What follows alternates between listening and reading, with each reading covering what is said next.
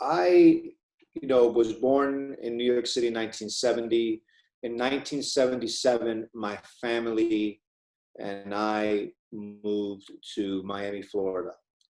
I didn't return to New York City until 1982.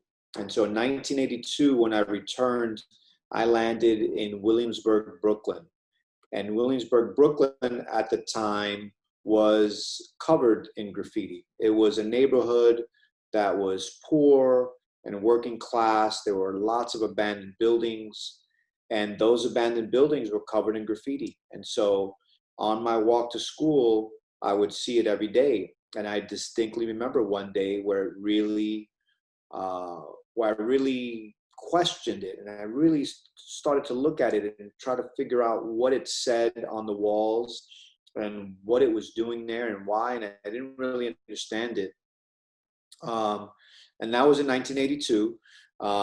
It said Old English. What it said on the walls, and it was done in this very um, complex sort of script style. And I started to recognize it more, this name, Old English or OE, and seeing it more. And then I started to understand that people were writing the names around the neighborhood.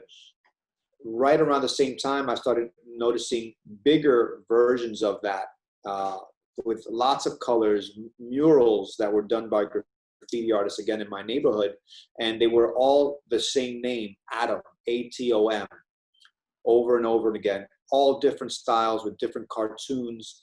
And it really intrigued me, and it really made the walk to school interesting to read these names. And buildings were covered with hundreds of names. And so I started to understand it a little bit more. I started to meet kids that were involved in it a bit.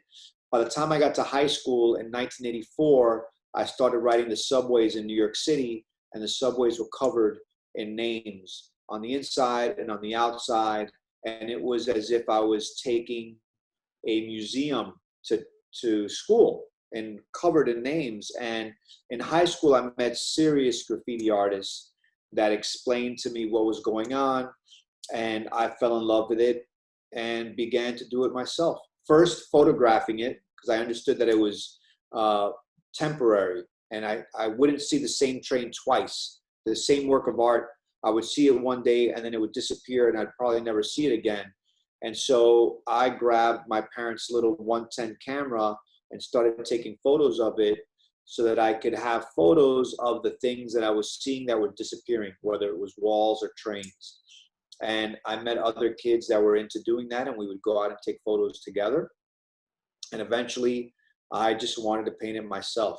And so I started drawing and got the nerve to paint walls, and eventually get the nerve to start painting trains.